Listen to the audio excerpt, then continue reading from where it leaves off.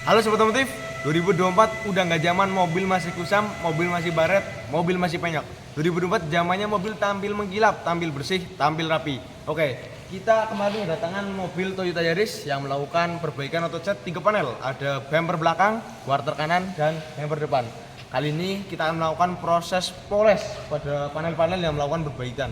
Oke, seperti apa prosesnya, seperti apa hasilnya? Pantau terus akun kami, Raja Body Repair.